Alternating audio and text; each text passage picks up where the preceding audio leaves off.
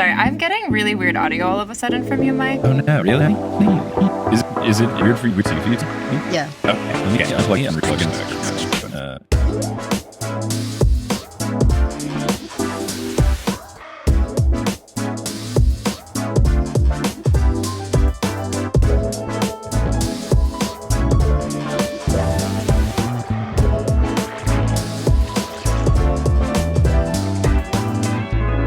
What's good? Thank you so much for tuning in to another episode of The Newest Olympian. My name is Mike Schubert. I'm the titular Newest Olympian. I'm a 33-year-old man who never read the Percy Jackson books as a kid. I read them as an adult because I was on a quest to determine if it was a book series that society had been sleeping on. I said yes, and now I'm going beyond to see if the whole Riordanverse is being slept on. I guess this is kind of a Heroes of Olympus episode, but also kind of a PJO episode. And also just a good awareness episode because there's plenty of people who have read all the books that are like, what are the Demigod Diaries? So here we are kicking off the Demigod Diaries, and there's no better duo to have cover the first story because I opened the first page and I saw that the first story was called The Diary of Luke Castellan, so I immediately fired off a text message to our two guests, the biggest Luke stans that I know of, and I think the biggest Luke stans on Earth. It's the co-hosts of the Monster Donut podcast, Emily and Phoebe. How's it going? Hello. It's great. It's going well. Thank you so much for having us here for this one. Thank you. I don't know if we can claim biggest Luke stans. I don't know. I do. Who's the number one? Yeah, I was going to say, who's Someone more? on Charlie himself? Tumblr.com, I'm sure. Actually, it's Phoebe, though. It's Phoebe on Tumblr.com. Yeah, when I opened this book for the first time, when it first came out, I remember opening it to that first story, seeing the title, immediately taking like a selfie with the book and posting it on Tumblr. Yeah, that's a great segue. I was going to ask, what is your stories and histories with this book? Did you read it when it came out? Was it a later discovery? What was the deal? So I read this story for the first time for the podcast. We actually did it. It's our episode 3 is this short story. We did Lightning Thief. I'm surprised it took Sea you that long. and then, well, so I was like a chapter into Titan's Curse, and Phoebe texted me like, Emily, we got to do the dramatic flashback to the villain motivations episode. Oh, okay. I'd never read it before. I'd never read any of the short stories before we covered them on the podcast. And so I started reading it, and I was like, Phoebe's right. This is correct. This is vital information to have before going into the Titan's Curse, actually. Yeah, it wasn't just the villain origin story of it all. It was the seeing the Thalia and Luke dynamic before they fight each other on that cliff. Yeah. I mean, that does give it the important context. It's one of those, if you are reading these stories not in terms of release order like I'm doing, which is why this episode is coming out between our coverage of books 2 and 3 of Heroes of Olympus, but instead, if you are reading them chronologically and you had this knowledge going into the Titan's Curse, it would explain a lot of the emotions that you might otherwise miss. And even reading the Titan's Curse without this context, you can tell that there's a backstory, but if you read this story and then the Titan's Curse after, you know that it is a capital B backstory. So Phoebe, what was your history? It sounds like you read it as it came out. Yeah. Bought it day it came out. But like at a point where I had missed what the short stories were going to be. Okay, so you went in not knowing like anything about, I guess, was it knowledge? Like, I don't even know, like when these stories are coming out, there was like a leak of what they are. Yeah, I'm sure it was published somewhere and I just missed it. But yeah, it was, what year did this come out? I think late 2012? 2012. All right. August 14th, 2012. A fateful day in high school is when that was. Did you go like full on like midnight release Barnes & Noble, or was it just, No, I just got it the day of. Okay. Yeah. Did Percy Jackson have midnight releases? No. What I used to do is I would go to Barnes & Noble at the very end of the day when they were starting to stock the shelves for the next day. I caught like 1 or 2 books that way, but it wasn't a foolproof method. Well, I love it. So we've got the context of your history with the stories. We do have a new guest question, though, which we'll get into very quickly before we begin the story. I don't remember the listener that suggested it, but it's a good suggestion. If you had a cabin at Camp Half-Blood, or if you were redesigning an existing cabin at Camp Half-Blood, what would you make the cabin look like? Is this like I'm a godly parent and it's my cabin? I think you can go either way. I think the initial idea behind it was if you were a god and you had a cabin about you, what would it be? But if you are uncomfortable making yourself a god, you can spruce up an existing cabin that you think you could do a better design job for? I am not uncomfortable making myself a god. What would the cabin for Emily be? What are my hallmarks as a godly parent? Let's see. I guess writing. Cool. So maybe there'd be some a lot of good writing nooks, a lot of good bookshelves, some like ladders, maybe double-decker cabin. Very fun. I feel like that would be good. But it's then you look and every single book is the Iliad. It's perfect. It's perfect. And that's my vision. Comfy beds, comfy couches also. A comfy bed is a vitally important summer camp necessity. Gotta have a good mattress pad. Totally. What about you, Phoebe? What does cabin Phoebe look like?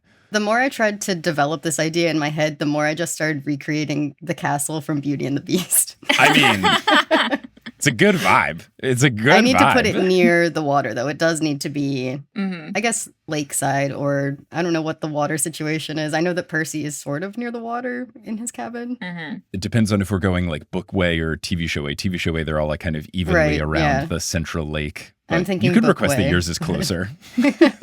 I think yours should be it's very nautical themed with a lot of windows, basically no walls, but there's just curtains everywhere. And then it's just right by the lake for some reason. Uh-huh. And a telescope looking out into nothing and a view of the beautiful Vancouver. And then you see Chiron just gallop sillily. It's always Vancouver. It's always Vancouver. Okay, well, let's now get into the Demigod Diaries. I will very briefly talk about the introduction of it because I didn't have many notes on it since basically the intro is hey, it's me, Rick, the character. I'm the official scribe of Camp Half-Blood, and here's what these stories are going to be about. So they kind of just preview the stories. But he does dedicate the book to the Winston School of San Antonio, Texas. I'm assuming that's where he taught? I guess so. It appears to just be a high school in San Antonio. Let's try that. And then Googling Riordan. Yes. Oh, wait. Oh, no. Oh, wait. Let's see. There's options. The Winston School of San Antonio. The school is a private nonprofit school in Antonio. No, okay. That's just AI slop from Google. That's nothing. I hate that Google forces you to look at AI. I think there's a way to You have to do minus AI. That's all. Yeah. Or if you put a curse word in it, it gets rid of it. So if I was what the is this school? That's actually, I'd rather type than say minus AI. I should have done more research. I thought this would be quicker. It's a private school in San Antonio. Add it to the list of things to ask Rick when he comes on the podcast. I know. Maybe, what if I search this Riordan wiki? It seems to be just a school. All right. I don't know. Maybe I'll figure this out. Maybe I'll cut all of this from the episode. We'll see. Did he grow up in Texas? Oh, did he go there maybe? That's the only thing I can think of. Or maybe his kids went there. It's one of those. Yeah. Oh, maybe his kid wrote one of the stories in this book. So maybe it's where his kid is currently going to school. Maybe. Have you read that one yet? I haven't read it yet. I've only read the first one. I'm obsessed with that story. I'm is so it good? Obsessed with that story. It's a banger. I feel like you're going to really like it. Okay. Okay, sweet. And then I was going back and forth. I was like, oh, should I even do it on the pod? But okay, now it feels like I should for sure do it based on that summary alone. Because in the intro, it basically says something to the effect of it gives the justification or explanation of the mist. So that I think is very interesting. That certainly caught my attention. It's also got there's a certain number of people that are huge fans of that short story in particular, by the way. All right. Good. Then I'll for sure do it. So other things in the intro, we basically have Rick Riordan doing his thing where he's the official scribe. He does have a signature this time, full Rick Riordan signature, not just lazy, not lazy. I retract that. I have to sign 100,000 pieces of paper signature. It's just a full one, which is cool. And I feel if you get the full Rick Riordan signature, that's a big deal. But I have 3. Whoa. From his book events? From when he came to Westport, Connecticut. Oh, right. Yes, how you crafted the Luke origin story. Yeah, because at the time, Battle Labyrinth hadn't come out yet, so I have the first 3 signed. Wow. Okay. I mean, I feel like that's a big line of demarcation in an author's fame level is, are they signing their full name or is it first initial squiggle, last initial squiggle? Yep. Now, the book is addressed to demigods who have learned their godly parentage and need advice to help them stay alive. And then it gets into what the stories are. And then we get our first story, which is called the diary of Luke.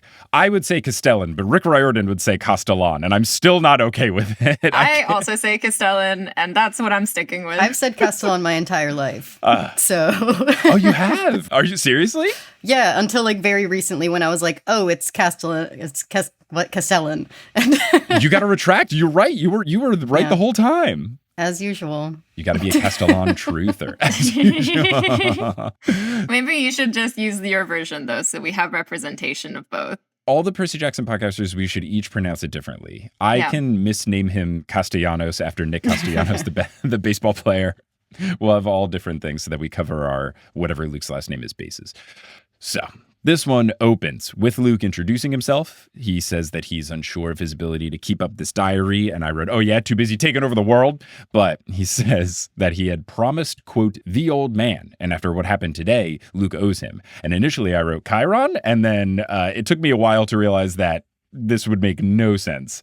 But I guess at least at the time of reading these first two sentences, I did not know where we were and where this diary was. But can I ask, when you saw the title, what did you think this was going to be about? I figured it would be the meeting Annabeth story, but longer. I didn't think it would be the way it was. And kind of spoiler alert, but it does kind of almost, I would have to like compare it word for word, but it does feel like it copy pasted the Annabeth meeting portion from the flashback in book 5. So I would have guessed it would have been like more of the lead up to that. I guess I would have thought, especially with it being diary, that it would have been more like multiple entries and it would be like, you know, this, as opposed to one fateful day. I would not have guessed evil curtains that want to eat you. I don't think that would have been on my list. So Luke says that his hands are still shaking as he sits on guard duty while the girls sleep. So once it said that, I was like, oh, okay, this is in a post-Finding Annabeth world. He thinks that writing down the story will help put it behind him.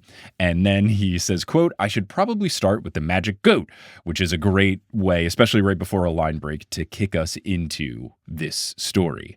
Now, when it said magic goat, I was like, I don't think it's Grover. There's a chance it's Grover, but I feel like it's not Grover. I don't know that he would call him a magic goat at this point in time. Now, for 3 days, they had followed the goat across Virginia, and Luke was not sure why. Thalia was convinced that it was a sign from Zeus, and then he explains demigods in case this is the first piece of Percy Jackson literature. I always say this when I'm reading one of the other books, but I would love to know, and feel free to email the TNO Gmail, if this was your first book, this is nuts. Like, Demigod Diaries is the companion book in between books 2 and 3 of the sequel series. Demigod Files I could kind of get, because it could feel like, oh yeah, it's the beginner Percy Jackson one. Maybe you don't know it's between books 4 and 5. This would be absurd.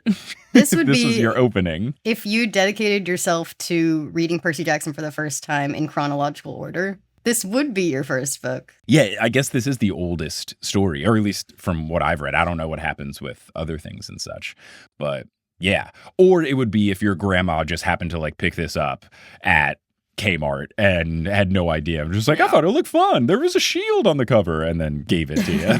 It says it includes new short stories, games, and more. Who doesn't love that? I do think, like, I would love to know if this happened, because I feel like this would give you such a different perspective on the series, just like thinking about this story and then the other ones. Yeah. Because at least with the other ones, you've got Percy in there. But for your first thing to have 0 Percy is very, and I'm assuming Percy's not going to show up in this book at all, at least just based on what I've seen from the table of contents. But yeah, if your intro to Percy Jackson is Luke, that's nuts. That's nuts. But let's discuss the writing style. He sounds kind of similar. Yeah, it's definitely a little Percy. It's like if Percy woke up after a rough night of sleep. Like it's like grumpier, less jovial, more sassy kind of Percy. And anytime Luke, as the narrator, gets a chance to take a shot at the gods, you bet your bottom dollar he does. There's many, many times where he's like, grumble, grumble, the gods deserve this. Like, there's a lot of that going on. So it feels Luke-ish. Yeah. I see what you're saying. Like, it's not drastically different from a Percy narrated thing. You can kind of forget if you don't have it at the top of your mind that this is Luke. Maybe they just have a lot in common. I don't know. Maybe it's the same author. Who's to say? Oh no, I was just saying Percy and Luke. Maybe I don't know. No way. I will not stand for this slander of Percy Jackson. Maybe they have more in common than I think. I don't know. Or look, maybe pre getting mind tricked by Kronos Luke and Percy. I would buy that. Like, however old Luke is in this, he's like 14, he's 14, right? Yeah. So 14-year-old Luke is more similar to the Percy Jackson that we know and love. So I can see that. I can see that. Like, this is Titan's Curse era Luke, I think. I think that was part of why we read it at the time that we did, because we were about to see Percy at the same age. Right. As, like, Titan's Curse, this story. Yeah, that makes sense. Now, apparently this goat would appear in different places and then it would vanish and reappear farther away when they got close, like it was leading them somewhere. So they get to Richmond, Virginia, which I've been to recently now, thanks to T&O Tours. And when they were passing the residences, Luke yearns for the stability of home life. He lets us know that he ran away at age 9, which was 5 long years ago. They are exhausted and they think that they're going to try and find a place to rest, but then they find the goat. So Thalia calls for them to hide, and Luke is very surprised. Thalia explains that this goat is Amalthea. Is that how you say it? Yeah. Okay. So Amalthea is apparently one of Zeus's sacred animals, and Luke wonders why Thalia is so nervous around this, especially because Thalia, in every day that he's known her, she's been super brave and not afraid of anything. So why would a tiny little cute goat scare her? He's very intrigued. Luke asks Thalia if she's seen it before. She says that she saw it in Los Angeles the night that she ran away. The goat led her out of town, and the night that she met Luke, Amalthea led her to Luke. So clearly important things happen when this goat shows up. Luke is very surprised, as he thought that their meeting in a dragon's cave outside of Charleston was just complete chance. And I would love the story of meeting in a dragon's cave outside of Charleston. I don't know if that's going to come up in a future spin-off book, but that sounds like fun also. Have you been to Charleston? Where is this dragon's cave? I have not been to Charleston. It's in South Carolina, right? Yeah. I have not. Or no, actually, I may have been. I think one of Kelly's cousins might live near there, but I don't know. I have no idea where it would be. Are there caves? Is Charleston known for its caves? I don't know what it's known for. I do have cousins that live there. I should know more about this, but I don't. I was just curious if your travels had taken you there, but that's just kind of fun. I love the meet cute of Thalia and Luke literally running into each other in a dragon cave. Mm-hmm. Yeah, apparently they just bumped into each other, teamed up to save each other, and then that was that. And Luke is surprised because Thalia never mentioned, oh yeah, hey, I saw a cool goat before. It was just not mentioned at all. Narrator Luke lets us know that Thalia is not necessarily the biggest fan of discussing her past, but then he does share her entire backstory with the reader in case they don't know what's going on. So I guess she's given enough information. Thalia explains to Luke that whenever this goat shows up, something important is about to happen, so she thinks it's either a warning or a guide from Zeus. The goat doesn't disappear, so they think, all right, probably a guide. And narrator Luke remarks on how once they get up close, he could see how the goat was not a normal goat. It has curlicue horns like a ram. I didn't know curlicue was a word. Like Curlicue. I thought it was like curly Q, like the letter. I've never seen this word written out before. And it has curlicue horns like a ram, but then it has udders like it's a girl goat, and then it has glowing gray fur. Yes. Yeah, I would spell it with a Q also. Yeah. I would too. I've never thought about this. I guess my only context is I feel like I've heard, is it a way to describe hair? I feel like I've heard it described as curlicue hair, which feels like a cutesy thing. Like when you're like, oh yeah, pigtails, whatever, like Pippi Longstocking, whatever. I thought it was like something in that ballpark. So it's just like, oh yeah, look at you, curlicue. I did not think it was a word. I think it's the linguistic term is diminutive reduplication. It's when you repeat a syllable. Oh, to make it like a cute, smaller thing of it. Wow, so fancy today. Anyway. Look at us learning so much. But I think that's the thing, because it's there's a bunch of other words where that happens. It's common in nicknames. Oh, okay. Where you repeat a syllable for, anyway. Fun. No, I love it. Linguistics. I love it. No one else notices the goat, but Luke figures that it's the mist, but he doesn't have a name for the mist, so he just vaguely describes what the mist is. We'll learn what the mist is in the third story in this book. And this is where I wrote in my notes, oh wait, the old man isn't Chiron. He hasn't met Chiron yet, because I realized mist, surely Chiron would have was my brain's thought process. It is interesting how they all know each other's, they know their godly parents and everything, and they know a lot already, compared to Percy and Lightning Thief. Yeah, when I read this story, I always wonder, where did they learn to call themselves demigods and heroes? And it's just, they know a lot of things. I assume they maybe have learned it from the monsters they've run into, or from any other demigods they've run into. Could it also have been maybe that their parents talked more about it and that's why they had to run away at an earlier age? Sally's whole thing of, oh, I wanted to keep you from this may have actually worked. And that's why Percy got a little bit older as opposed to these folk who seem to be younger. So maybe it's the parents. I also think the monsters is a good thought, Phoebe, because every now and then they'll come up and be like, oh, Luke Castellan, puny demigod, I will eat you. So I could see that also being it. That's actually like a good question to ask Rick Riordan as opposed to silly questions. What is this school? What's the school? Googling was too hard. So Thalia tells Luke that they should talk to Amalthea. Luke is confused because Thalia just wanted to hide from the goat, so why do you want to talk to it now? And I wrote now in my notes, where the heck is Annabeth? Oh, this is the story of them finding Annabeth. So Luke ends up following Thalia because 1, he knows that Thalia is stubborn enough to just do this without him. And 2, he feels indebted to her because she saved his life a dozen times and she is his best and only friend. Before meeting her, he traveled for years alone. He would make mortal friends, and then whenever he would reveal his true backstory to them, they would think it's cool. Quote, I always ended up leaving. And I love just the visual of 14-year-old Luke Castellan not liking that other teenagers thought his being a half-blood was cool. Like, of course a teenage boy's going to be like, that's awesome, your dad's a Hermes? Like, I don't know if a 14-year-old is going to be like, wow, that does sound like it has a lot of complex intricacies, Luke. He likes Thalia because she gets it. She understands that it comes with a lot of baggage and it's really tough. So they approach the statue where the goat currently is, and the goat ignores them. And it's a Robert E. Lee statue, so I think they should all piss on it, graffiti it, knock it over, get rid of it. It's awful. I thought the joke you were going to make was something about a lost civil war.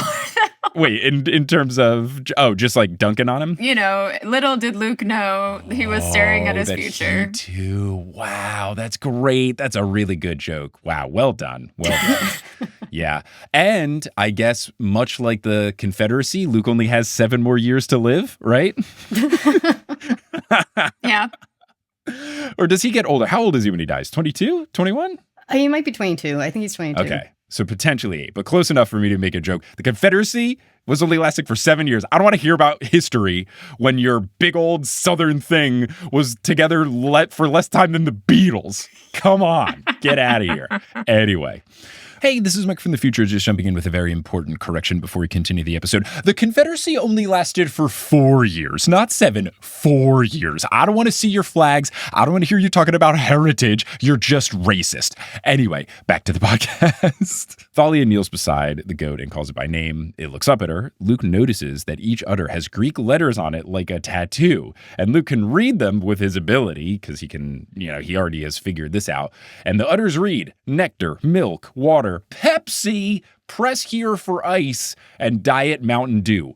Could Disney Hyperion not afford Coke products? Why are they resorted to Pepsi? I'm not a big soda guy, so I'm not taking a horse in this race. I might even prefer Pepsi. I love wild cherry Pepsi, or at least I did when I was 8 years old. I think Pepsi has a big corporate headquarters in Dallas, so maybe... Well, actually, you grew up in Texas, so I can't say it's a Texas thing. I lived there. I just did high school and college in Texas, so I had bigger things to worry about, like calculus homework, than what soda is nearby.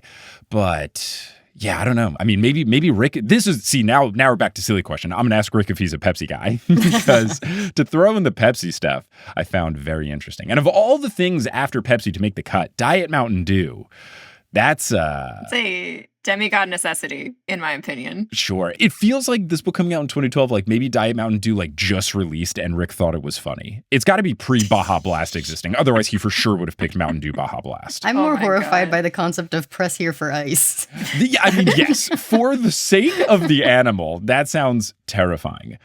Diet Mountain Dew was introduced in 1984? Wow. But it was labeled as sugar-free Mountain Dew. It was renamed to Diet Mountain Dew in 1986. What? Oh, we might derail the whole podcast. 1984? All right, well, now since we're here, when did Mountain Dew... I'm just imagining them pulling it also, and then it's just Diet Mountain Dew by Lana Del Rey starts playing. Okay, Baja Blast coming out in 2004. That even feels early. My goodness. Wow.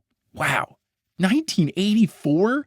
Holy moly. That's ridiculous. Well, It's got a whole bunch of weird stuff, and Thalia asks the goat what it wants and if Zeus sent it. The goat looks at Luke like he's butting in on a private conversation, and the narrator Luke says, quote, "I took a step back, resisting the urge to grab my weapon. Oh, by the way, my weapon was a golf club. Feel free to laugh. I used to have a sword made from celestial bronze, which is deadly to monsters, but the sword got melted in acid. Long story. Long story that I need to know, Luke. Now, all I had was a 9-iron that I carried on my back. Not exactly epic. If the goat went commando on us, I'd be in trouble." Is this just a regular sword? Like, this isn't like he had something special? Is this just he may have picked this up along his journeys, or is this some sort of like meaningful first sword? I think he just picked it up. I do think we get a slight window into how demigods like get their weapons and everything in this story, which is interesting, like roving around and stuff. Just like the fact that they're kind of like there's stuff left behind by people and they're just kind of scavenging, like not to get too far ahead. So I just feel like it was a sword. But I love the golf club. It's very Westport of him. Yeah, I feel like the golf club is incredibly Connecticut of him. 9-iron is an interesting choice, but... What does that one look like? I don't know enough about golf. So 9-iron is a club that you would use when you're like kind of close to the green. So if I'm playing golf, I'm going to hit it like 150 yards, but I am a strong golfer. But it's like an approach club. You use it when you're close. So it's not particularly long, but an iron is definitely better than a wood, which is like the ones you hit off the tee, like the ones that make the big like honk noise, like when people are driving. Those have like more softer, hollowy heads, whereas the irons are made of like solid metal. So it is pretty good. But in terms of length, it is not as long as other clubs, because basically the higher the number of the iron, the shorter the club is, because you're hitting it a shorter distance. So if he had like a 4-iron or a 5-iron, that would be like really long and hefty. But I guess he's 14, so is it an adult 9-iron? I don't really know. I was thinking like Greek short sword. Maybe he's used to it, you know? Get it. What's the quote? Where he's like, getting close when you've got the shorter blade is like the biggest advice he gives Percy and the lightning thief. I like it. 9-iron is just like, it's one of the like stereotypical golf clubs. It's a more common club, so it's just like colloquially, I bet Rick was like, oh yeah, he's got a 9-iron. My dad's like super into golf, and I played growing up, and I don't play anymore because it's expensive, and I live in New York, and it's bad for the environment. And my friends aren't like Saturday with the boys guys, so I don't drink Miller Lite and golf on the weekends. But not to yuck anyone's yum. This is not my deal. I play softball and basketball. Anyway, the other thing that I found interesting about this quote is that he says that if the goat went commando on us, I'd be in trouble. I have only one context for going commando, and it does not have to do with this. I have a different definition for it, and I think it involves underwear and pants. Yes. But at least with context. It's like a COD reference or something. Oh, Call of Duty. Call of Duty? I feel like I've heard my brother say that before. It's one of those things where, like, context clues, I know what it meant. Like, it's basically, you know, like going rabbit on us or something like that. But I had never heard going commando except for the one phrase that I am familiar with. And the goat's already commando, too. I mean, that's crazy. Yeah, the commando goat's going commando. Luke checks that this goat is from Zeus. Thalia explains the backstory, which is that this goat looked after baby Zeus in his cradle on the mountain where Rhea hid him from Kronos. Now, I'm sure, did the goat have different things that weren't sodas coming out of its teeth? Or was it just like goat's milk? Was nectar in the mix, or was it just like, it's a regular goat?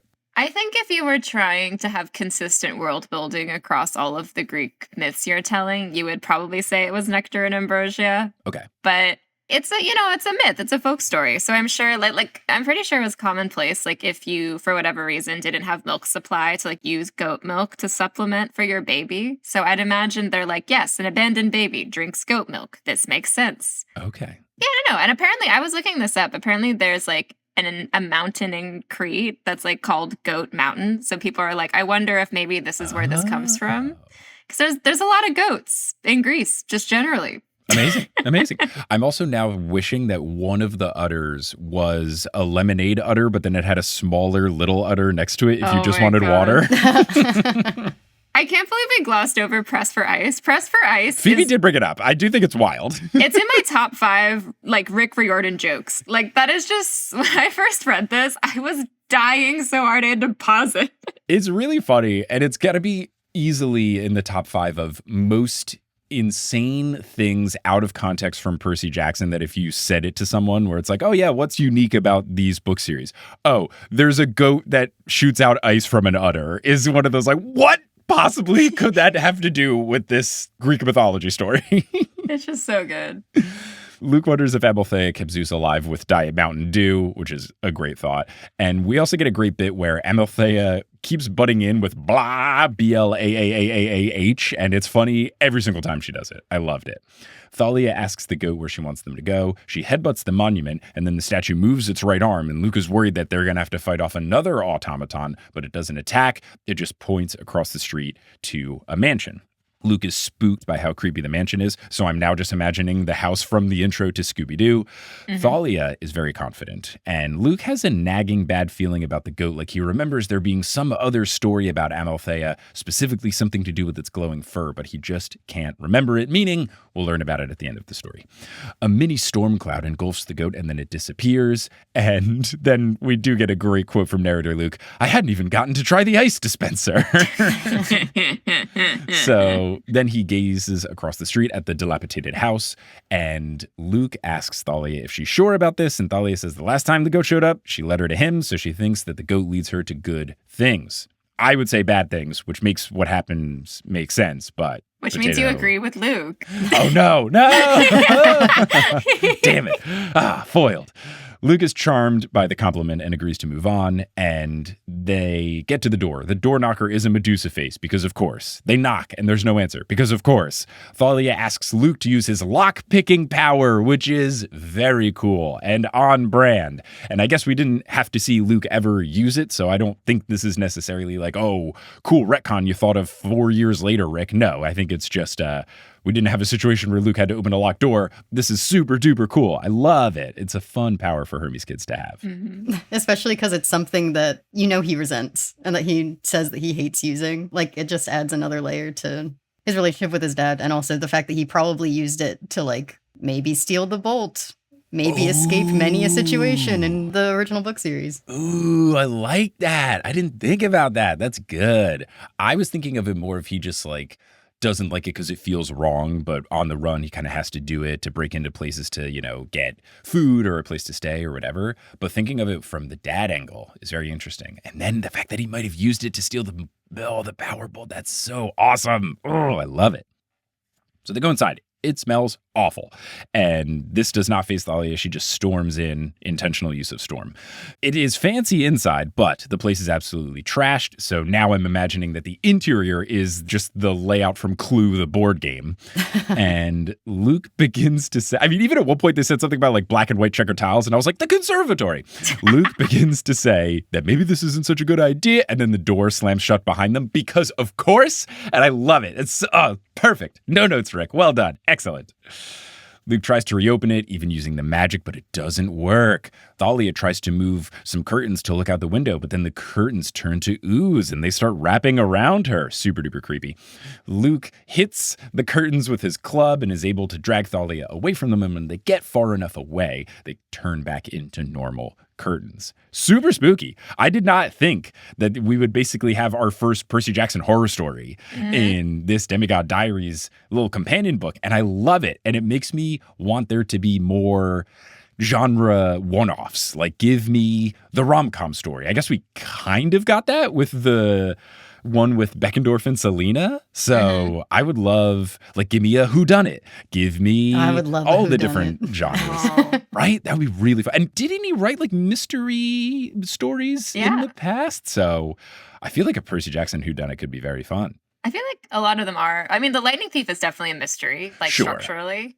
Right. So I think that's where he did flex the skills a little bit. Yeah. I mean, like a locked room, and then there were none kind of whodunit. Right. And I want an Encyclopedia Brown story where Nico D'Angelo, as we established in the live show episode that we did for The Son of Neptune, right? I think? Yeah, that Nico D'Angelo is just Carmen Sandiego. Right. So I need Nico D'Angelo as Encyclopedia Brown solving a very low stakes demigod mystery, something around the camp, right? Like, who stole my ice cream cone? And they're figuring out, like, that's what I need. So not to get too off topic, but you're casting Nico as the Poirot here. Yeah. Like, who's the detective? This is what I mean. Like, who is? I mean, I want Detective Nico D'Angelo. Okay, that's what I'm saying. I want Detective Nico taking notes with, oh man, I mean, Tyson as his sidekick would be really fun.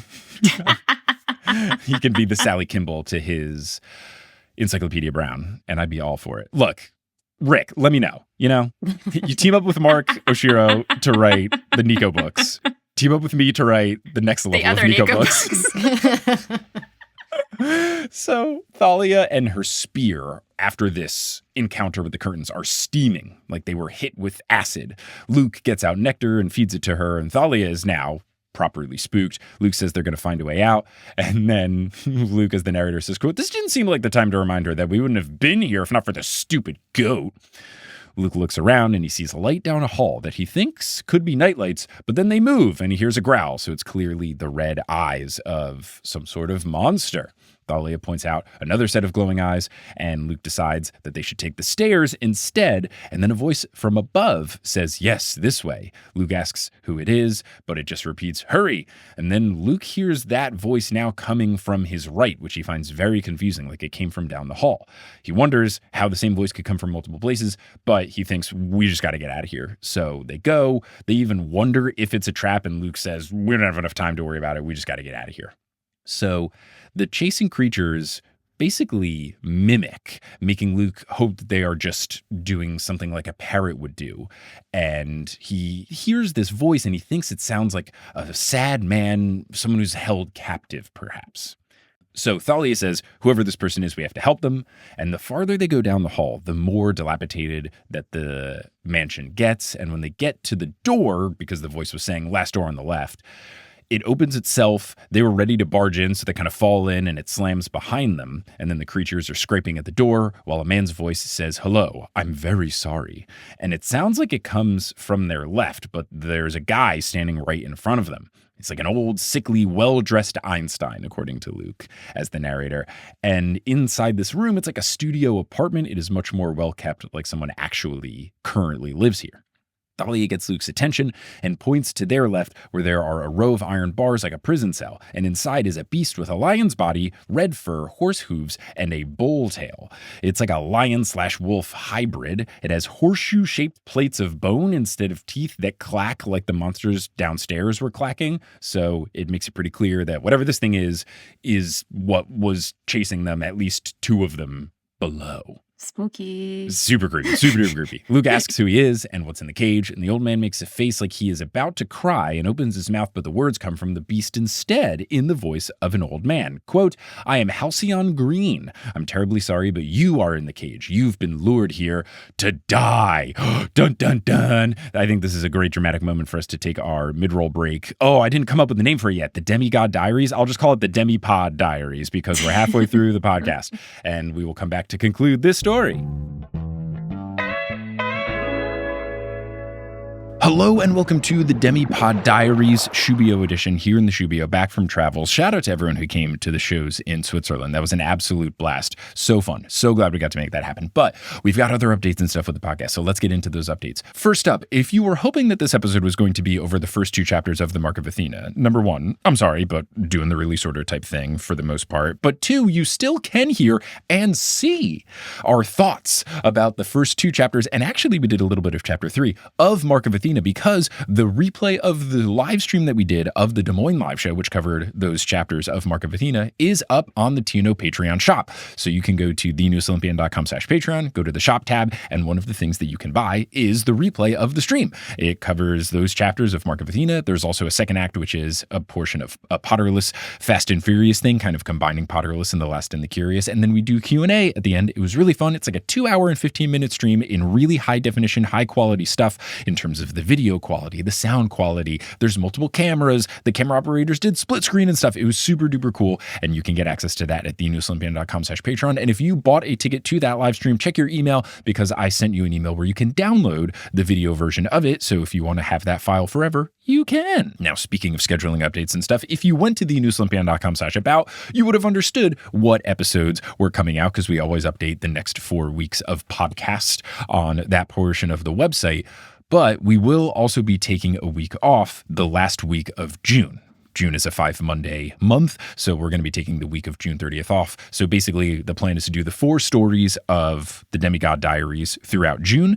We'll take that last week off, and then beginning in July, we will start covering the Mark of Athena. Super fun! Now, beyond July, we've got a couple things coming up starting in August. We have more live shows coming your way. I will be in St. Louis on August 14th. I'll be in Kansas City August 18th. I'll be in Providence, Rhode Island, September 13th, and Pittsburgh, Pennsylvania on September 28th. And the Pittsburgh TNO show, I'm looking into getting streamed as well. So if you want to attend virtually, just be on the lookout. I'm currently in negotiations with a streaming company, so I can't sell the tickets of it quite yet. But once that gets confirmed, I'll try to be live streaming that show as well so you can see. And that will be covering the end of the Mark of Athena, which I've heard is very spicy. But if you want to get tickets to those shows, you can go to thenewestolympian.com/live. Now, I've mentioned the Patreon a couple times, so I want to give a shout out to the folks who have joined the Patreon most recently. So shout out to our newest Demigod tier patrons, Kylie Scarborough, Catherine, Grace Markley, and Rihanna S. And shout out to Jeanette, aka Always Ridiculous, who upgraded their pledge. Thank you so much for your support. May Apollo, God of the Sun, bless you that if you are putting on sunscreen, you don't have that situation happen where you miss like one tiny portion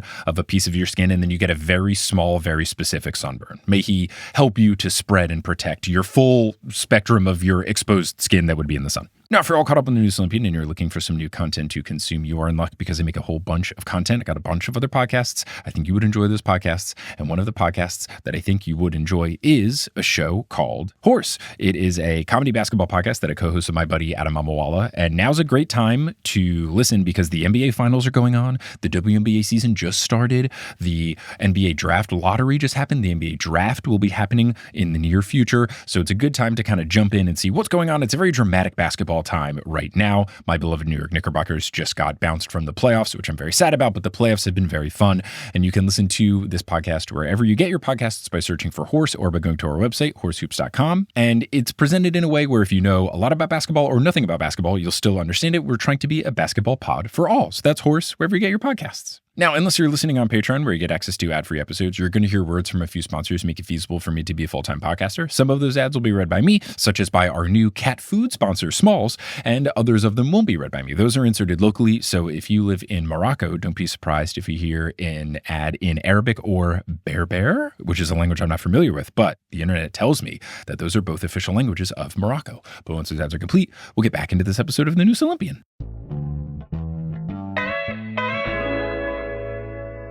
All right, we're back. Thalia Spear is still downstairs, so all they have is the golf club. That isn't looking great for them. Luke demands an explanation. And Halcyon Green explains that the monster is a Lucrota, which has a talent for imitating human voices and uses it to lure in prey. Does this have mythological backgrounds? Sort of. There's a few different creatures. The mermeeks from the Bronze Dragon are another one, where basically the Romans were just really into like weird creatures. Mm-hmm.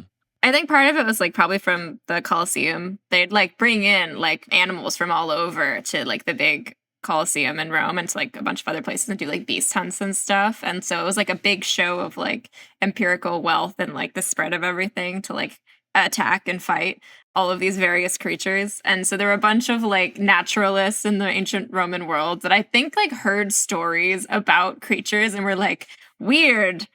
That's magical. And so I think the Lucroti were just like hyenas. Oh, okay.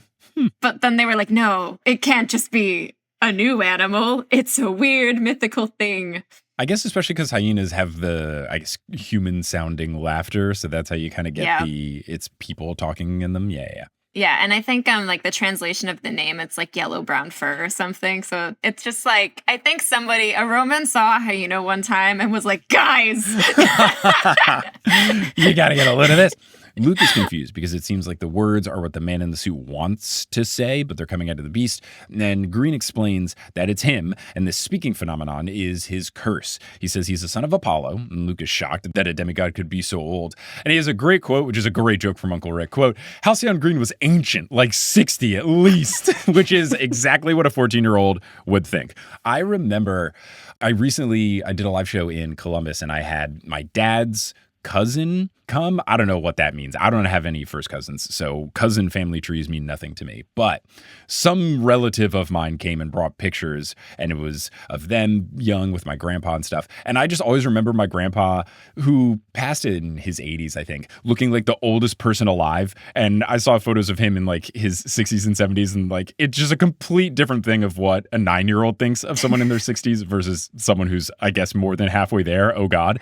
But just for a 14-year-old 16-year-old to say ancient like 60 at least is it's such a good joke. Ugh. It's like when you talk to kids and they're like, how old are you? And you're like, I'm 30. And they're like, oh, 30? So you've got like 10 years left? Like, it's definitely tough. And it's also funny now that I am a dad, because at 33, I'm thinking of like when I was a kid and people's parents were 33, and I was like, oh yeah, they're adults. Like they have everything together. And I'm like, no one in their early 30s with kids has it together. They're just surviving every day. Like no one knows what's going on. They're like, it's a very funny perspective shift to get older and older. Yeah. So Luke asks how long he's been here, and Green says that he's lost count, quote, decades, ?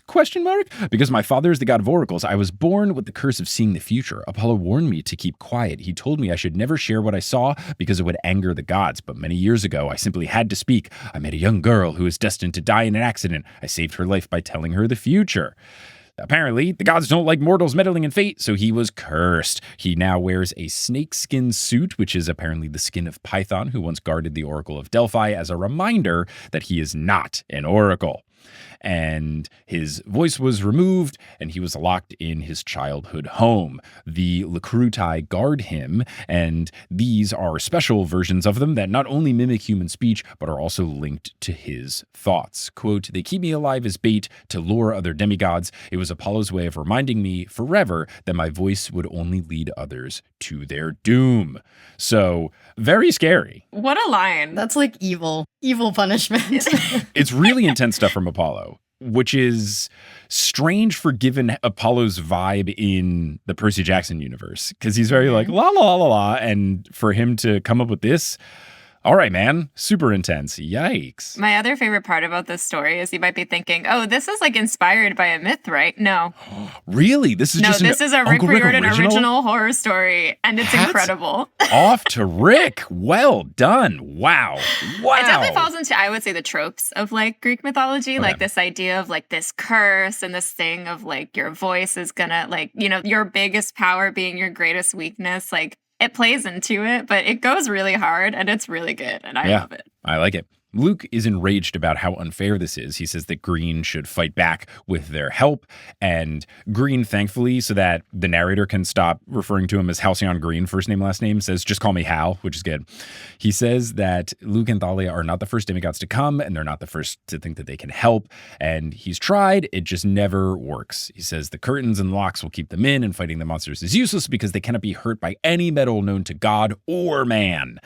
He demonstrates this by trying to stab a monster with a celestial bronze blade, and it just bounces off. And then Thalia pointedly asks, so you just give up? You help the monsters lure us in and wait for them to kill us? Which, like, yeah. Hal explains that he must, because the monsters will let him starve if he doesn't cooperate.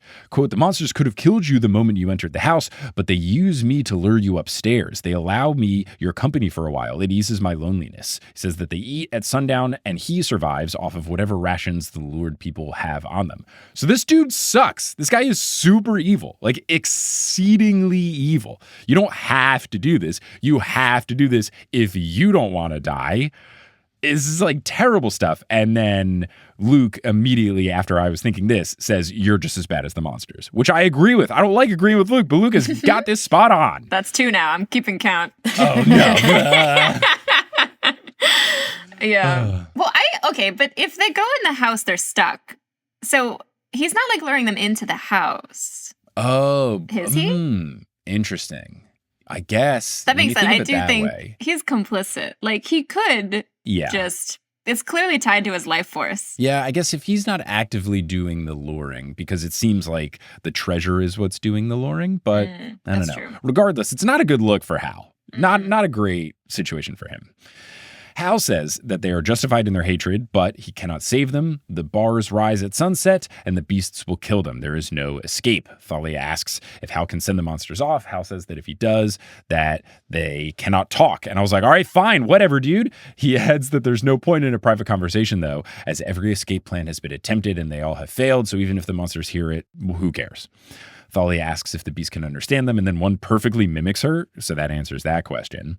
And then Luke tells Hal to send them away and type what he wants to say on the computer in the studio, which I think is creative, and I don't like how often I have to hand it to Luke. But I guess this is pre-mind-spoiled Luke, so this just raises my claim of you were so good, and then you blew it. So actually, this is all okay. So at what point during indoctrination do people know your good opinion of them once lost is lost forever? Oh man, but he's very wise. He's crafty on his feet. He's doing a good job with this mission.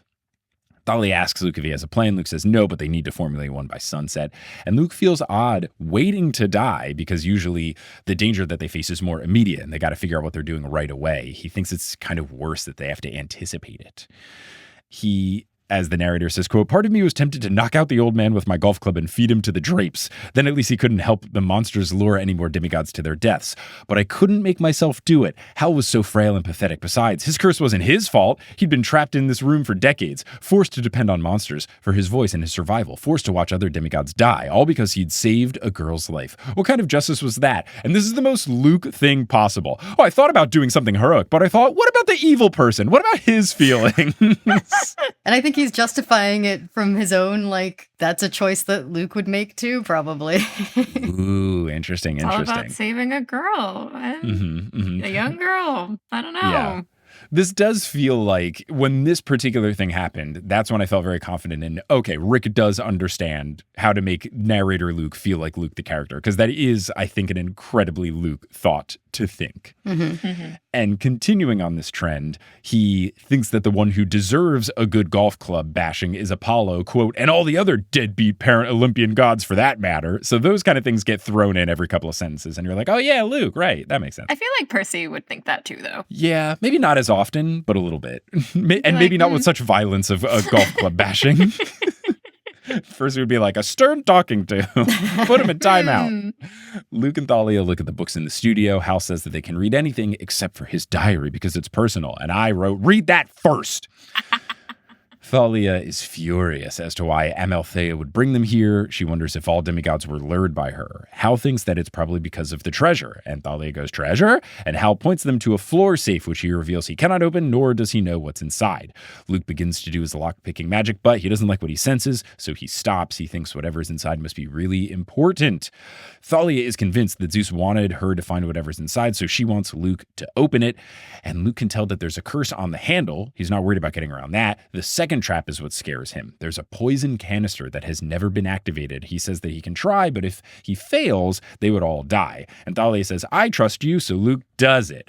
And then, quote, Thalia kissed me on the cheek, which she probably shouldn't have done while I was holding a tube of deadly poison. This is after he successfully breaks it open. He cracks the case, cracks the safe, it's all good. And then she says, you are so good. And narrator Luke says, did that make the risk worth it? Yeah, pretty much.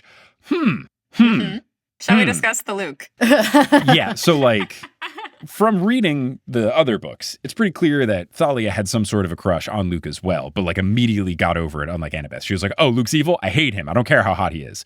But is this the first canonical instance of Luke potentially having the hots for Thalia? Or am I wildly misreading this line? I don't think you're misreading it at all. Okay. We were just talking about this last night. Okay. And the ambiguous nature of their relationship. Yeah.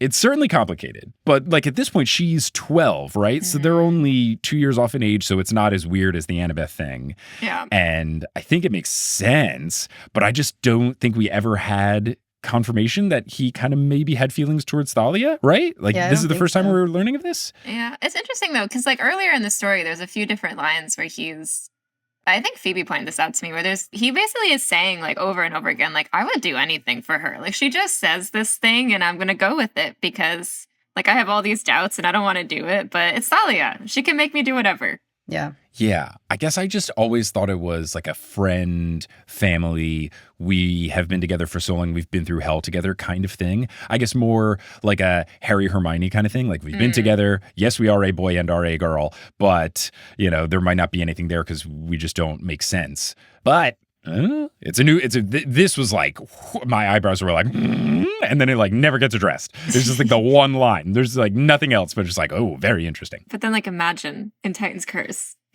Imagine you read this and then Titan's Curse. I know. Now Imagine. Look, Titan's Curse was already my favorite of the PJO series.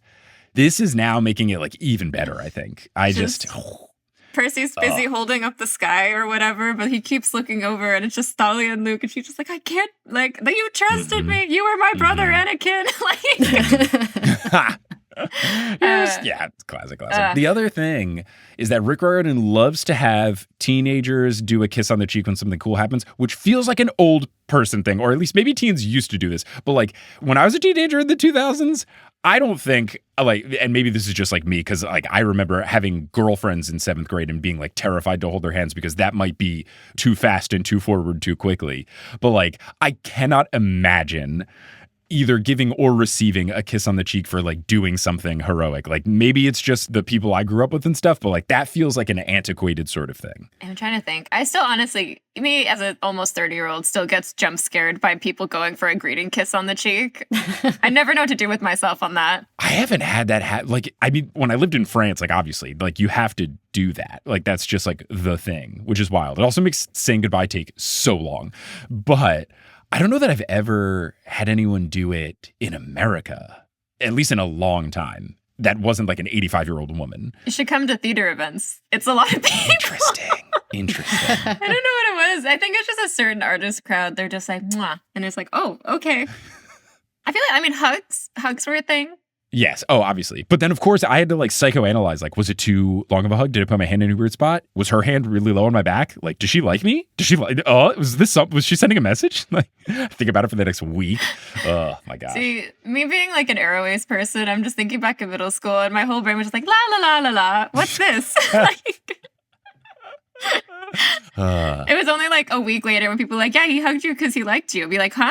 What? What? Yeah, I was definitely oblivious to things. I feel like I was always thinking that people who didn't like me liked me and not recognizing when the people who liked me, like, and learning way after the fact.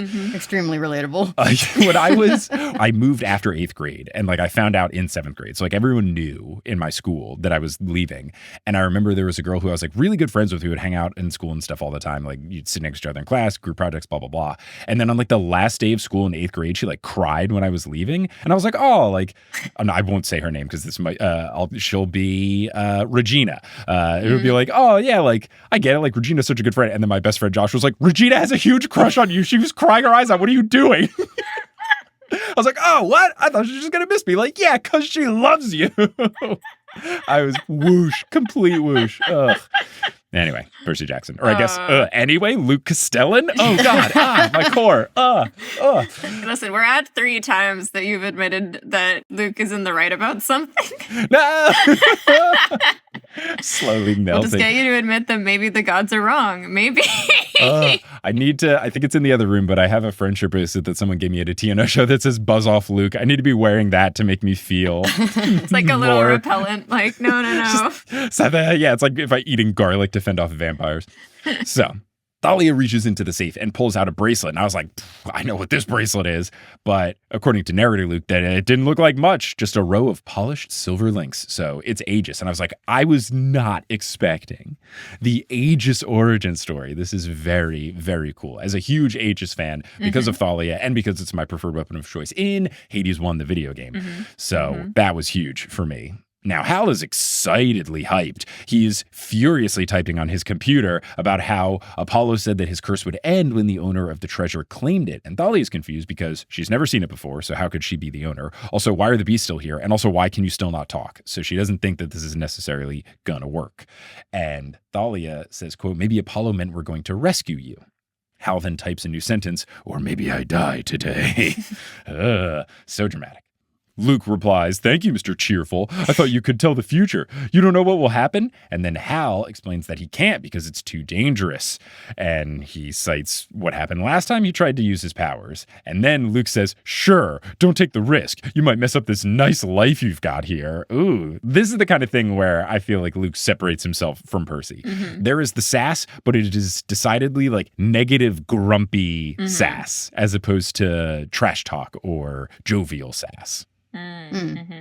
Yeah, he was on the run for 5 years at this point. That's wild. Yeah. He was 9. He's understandably jaded. And he's got nothing, no support, no goal, just like running around and like trying to make friends and it not working, looking for a connection. I hate to say it, but I get it.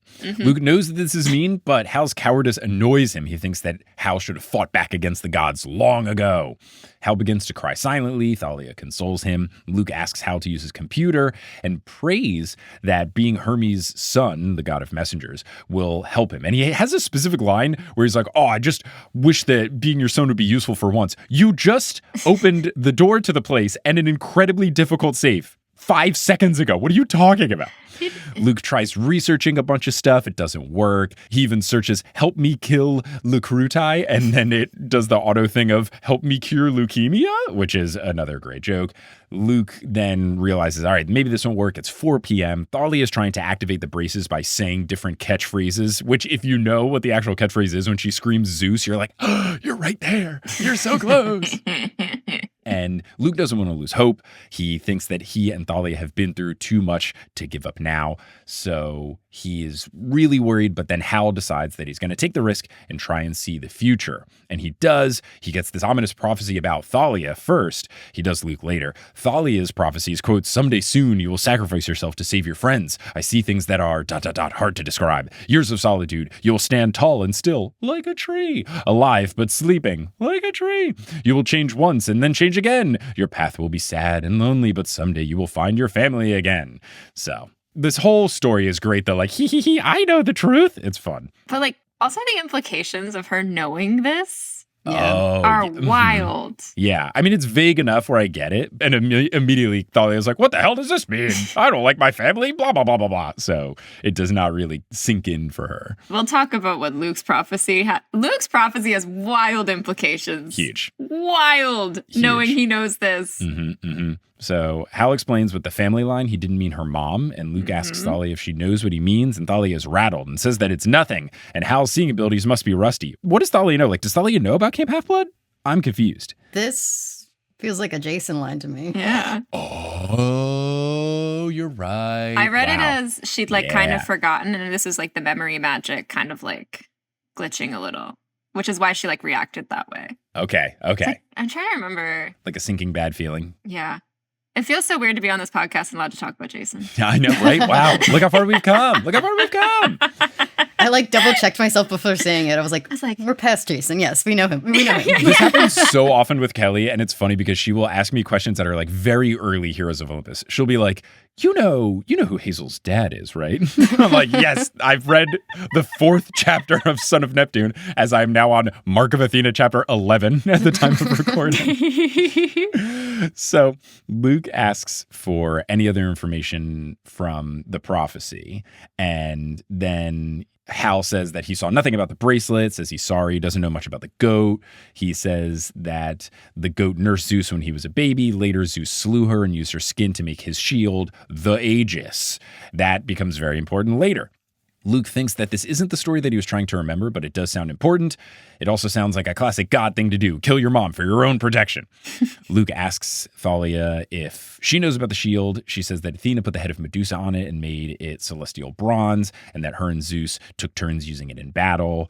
Luke is now worried that the goat might be on a revenge mission instead of a helpful mission, which I think is hilarious.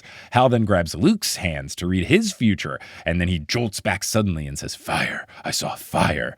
And then he continues, I also saw a sacrifice in your future, a choice, but also a betrayal. And then Thalia stops Hal because Hal is basically about to reveal that Luke is the one that does the betraying. And Thalia's like, oh no, too dangerous, blah, blah, blah. So, very interesting. Mm-hmm.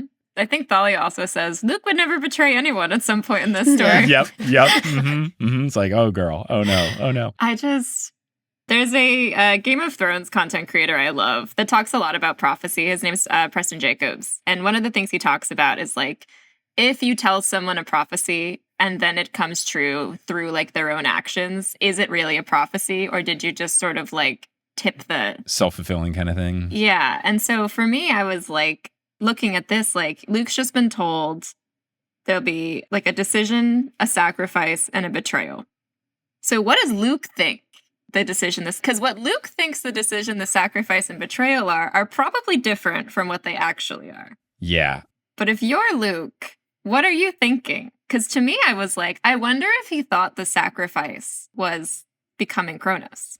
Mm-hmm. Oh. Is that the choice, though? What's the choice? The choice is to leave, the sacrifice is to become Kronos, and then the betrayal is he thinks it's going to happen to him. So he thinks like... I don't know what he thought the betrayal would be. It might be Percy. Maybe like, gotta break some eggs to make an omelet. I mean, there's so many ifs, so I can't like actually fault Luke. But if Luke did think that the sacrifice was to become Kronos, and then he's like, what could the betrayal be? Not thinking that maybe Kronos would betray him. Like, come on, man. Like, my whole thing has been don't make a deal with the evil Lord of the Titans. And if you're wondering what a potential betrayal might be, and you're still going to team up with him, like, that's a huge risk to take, my guy. Yeah. But he also... When we talked about this in our episode, it's the kind of thing of like, if he knows that his choices are going to like change the world, that he's got this huge sacrifice in his future, all this stuff, it makes sense that he would decide to betray camp or like make these choices, make these sacrifices because he knows this is going to make some kind of difference in the future. We had a long conversation about Luke's relationship to fate and like whether he believes that he's changing fate by doing what he's doing later on, or whether it's playing into fate. There's a lot going on here.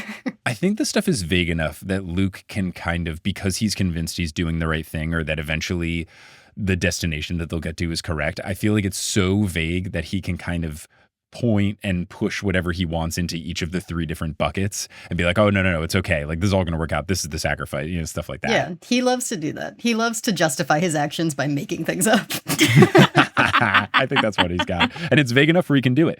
So Luke eventually gets the idea to do a new web search on the computer, and he searches for Greek fire, but there's no recipe online. Hal points them to the bookshelves, saying that the ancient history books would have it. All the ingredients are there, but Luke doesn't write them in the diary in case somebody finds the diary and he doesn't want them to burn down the world. That's very kind of you, Luke. Mm-hmm. Luke says that they need a catalyst, though, and he looks at Thalia, saying that they need lightning. And of course, Hal is floored that she can summon lightning. Thalia is worried because of how it went last time, but Hal thinks that the fire plan should work. It's not metal, so it should be able to defeat the beasts. He's just worried about everything else in the house catching on fire. So they end up deciding to go forward with the plan. Thalia begins to tinker with an outlet to allow for a spark. Hal gives Luke his diary. He says that it has his predictions and his notes for the future and thoughts about where he went wrong. And he thinks that it might help Luke to avoid making some of the same mistakes or, making poor choices in general. And Luke is like, no, you keep it. I'm going to be the villain in a couple of books. But Hal insists, saying that Luke has an important future and his choices will change the world. And then I was like, oh, the old man, the diary. Gotcha. Mm-hmm. But Hal basically triples down and then also gives Luke a dagger. And I was like, oh, the dagger. Oh. Luke at first rejects it, saying that he's more of a sword guy. And I was like, your best option is a golf club right now. Take the dagger. But then he's saying, anyway, you're going to need it, Hal, because you're coming with us. The dagger's not cool enough. He needs the double sword. What's its name? Oh, it doesn't have a cool sounding name? Like Backbiter? Oh, this is just an unnamed dagger? Get out of here. So Hal really wants to give the dagger to Luke because, quote, that blade was a gift from the girl I saved. She promised me it would always protect its owner. So he insists on it, and Luke knows at this point that Hal is deciding to make himself bait. So he tries to protest, but Hal insists that he's the logical choice. He can control the monsters. He can help facilitate their escape. He then writes promise in the diary so that Luke will promise to keep up with the diary, and then Luke promises and then never talks about it in any of the other Percy Jackson books. Just then, thunder shakes the house. I think it does come up later when he talks about what specifically he feels he promised. In the story. Yeah, because Hal sort of promise me, and I feel like the story's implying Hal's promise me you'll read my diary and not do the thing I just saw you were gonna do. And Luke's like, right on, I promise I'll fight back against the gods. Yeah. Very funny. Classic Luke. Making stuff up, fitting his narrative. He's like, that's definitely, I'm projecting what I would want in your position onto you right now. No, look, I get it. Luke feels like the person who knows the answers to the math test, but you have to just find a way to get your work to get to the number. You're like, well, I know the answer 17. So yeah, I'll take this derivative. Yeah, that'll work. Yeah.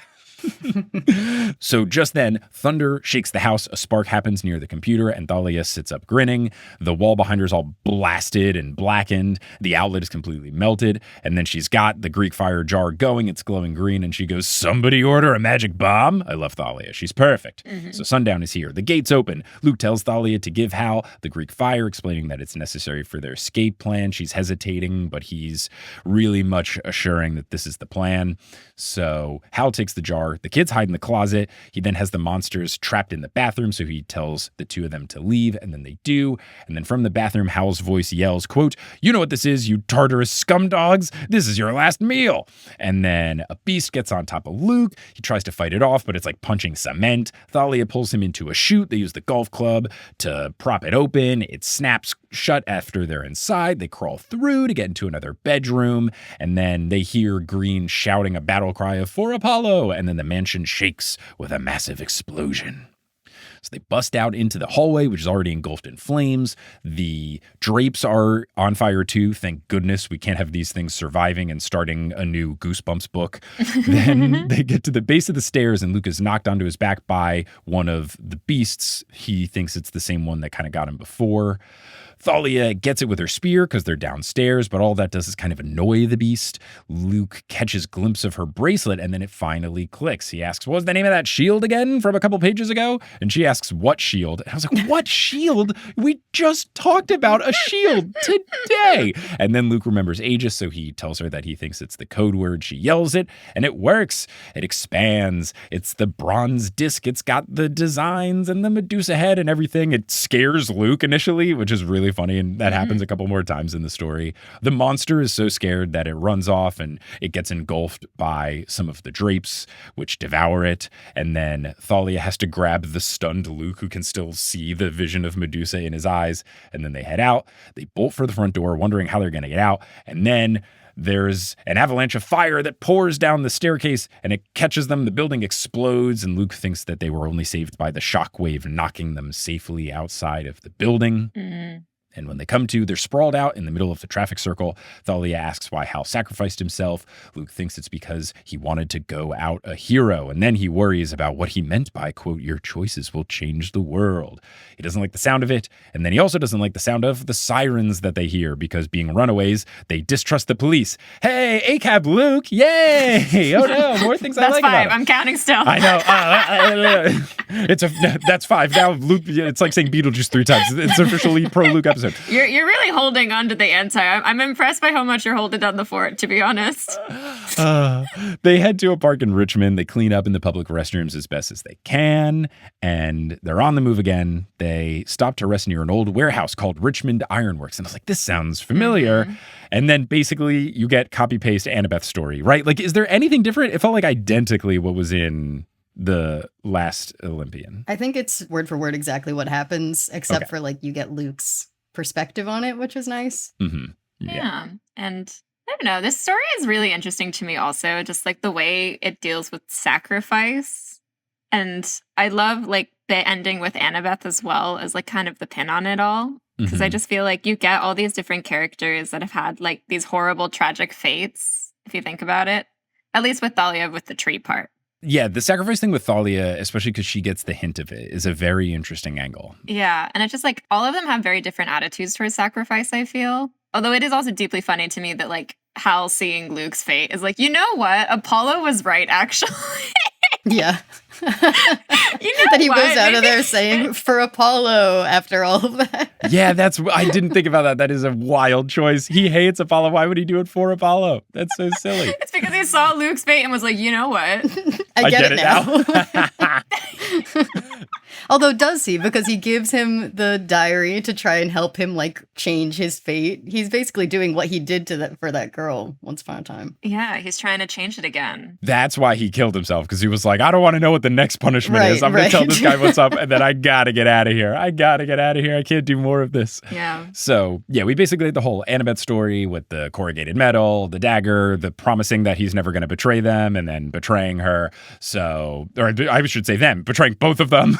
Yeah, or our family's going to be good, not like our other family, and then I'm going to ruin our family. But then it like kind of cuts back to the present where Luke is journaling on guard duty, and this is where we get the Westport mention because he thinks, he looks to the north and goes, how far and how long would it take me to get to Westport, Connecticut, in my mother's home? I wonder what my mom's doing right now. And he grapples with the guilt of leaving her, but he felt like he had to. And he's like, if I ever get to talk to my dad, we're going to talk about that. But for now, I'm just going to have to survive and take it one day at a time. And then he's like, my hand hurts. I haven't written this much in forever. I got to go to bed. Luke Castellan signing off for now. And then we get, I don't know if Luke canonically drew this, but we do get like an architect's rendering of house. I have not seen this. Oh, yeah. You did the audiobook. Yeah, it looks just like as it's described. It's all dilapidated and stuff, and it's interesting. And I think it's fun that they put it at the end because I got to like envision it in my head and then see the picture and be like, okay, yeah, not too far off. And that is the end of the Diary of Luke Castellan. Any other final thoughts? As somebody, who's now a dad, just reading that last part of Luke looking at his new daughter, calling himself dad. Right. God, yes. Okay. I did glance over this. Yeah. This quote, looking at Thalia and Annabeth asleep by the fire, I'm amazed how peaceful their faces are. If I'm going to be the quote dad of this bunch, I've got to be worthy of their trust. None of us had good luck with our dads. I have to be better than that. I may only be 14, but that's no excuse. I have to keep my new family together. This makes everything so much worse, especially the, do you love me? I'm sorry. That's your daughter. What are you talking about? You first said words, but I'm trying to get to here is you don't feel even a little, it didn't make you feel anything of, look at this guy. He's just trying to keep his family together. He has a horrible fate. He's been on the run since he was 9 and I'm a great dad. Which, speaking of this, I do need to wrap this episode up because I have to watch the baby before Kelly has a work meeting. So we're going to wrap this super quickly to prove and cement it. Because you know what I'm going to do instead of railing for 35 minutes about how terrible Luke is, which I love to do? I'm going to end this episode for the benefit of my daughter. Emily and Phoebe, thank you so much for joining. You were the perfect guests for this. This was a delight. If people want to find your podcast or anything else, where can they find you? We are Monster Donut Podcast on wherever you listen to your podcasts. And you can find us on social media at PJO Pod, Twitter, Instagram, TikTok, and Blue Sky now. Blue Sky. Yay. Yeah.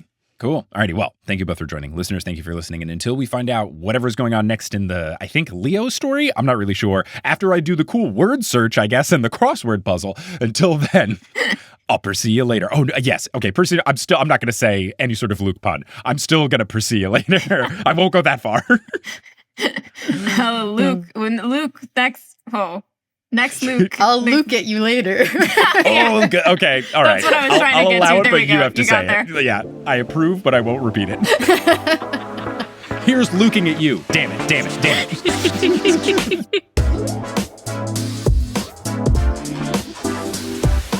Hello. Thank you so much for listening to this episode of The Newest Olympian. This podcast is created, hosted, and produced by me, Mike Schubert. I also run the social media and the website. Our editor is Sherry Guo. The music is by Bettina Campamanis and Brandon Grugel, and the art is by Jessica E. Boyd. If you really enjoy the show and you just can't get enough, there's a couple of different things that you can do. First, you can go to patreon.com/thenewestolympian, and you can get access to all sorts of bonus content that I post on a very regular basis. You also can find us and get involved in the community on social media. We've got an Instagram, we've got a Blue Sky, we've got a Twitter, we've got a Facebook, we've got a subreddit, we've got a Discord that's available to all patrons. If you want to support the show, you can get merch at thenewsolympian.com/merch. You can see live shows at thenewsolympian.com/live, and you can check out the aforementioned Patreon. And speaking of, I want to give a shout out to our highest tier, the Ultra God tier patrons who are helping to produce this show with their financial support. So shout out to Kelsey Gillespie, Vicky Garcia, Frida Vikstrom, Megan Moon, Polly Burge, Nikki Harris, Tatiana Schmidt, Sandra Rose, Josh Sayer, Abby Ryan, Marco Redhouse, Sam Reeby, Mrs. O'Leary, Milo Kim, Sandkopf, Rayla Matthews, Sky Mallory, Persasabeth, Aiden Parziani, Grace, Ginger Spurs Boy, A Cup of Solace, Bradamus Prime, Skylar Sisters, Scott Sheldon, Natanya Page, Ann M. Thayer Cohen, Bella, Percy Jacked Son, Han Haley Hingelheimer Schmidt, Catherine Sloan, Haley Mary, Jim Jam Koopy, Kit Kat Crumbs, Andrea, not Andrea, Jordan Ray, Nico's Black Vespa, and Zayden Wintergate. If you want to support the show in a non-monetary way, just spreading the show via word of mouth is huge. You can tell someone directly who you think would like the show. You could post about it on social media. You could leave a rating and review on whatever podcasting app you're using. All of these things really do help, and I really appreciate anyone who has done it in the past or will do so in the future. But I'm just so thankful that you tuned into this episode, and I hope you tune into our next episode where we'll be joined by Liam T. Crowley live in Buffalo, New York to break down the second Demigod Diaries story. But until then, I'll see you later.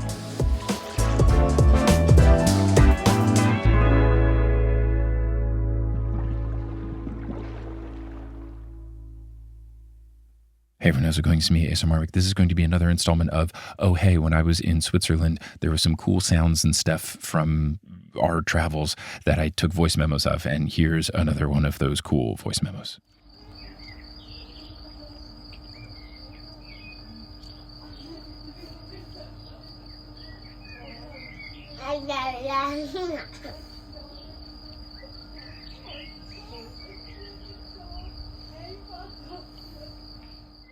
Thank you so much for listening.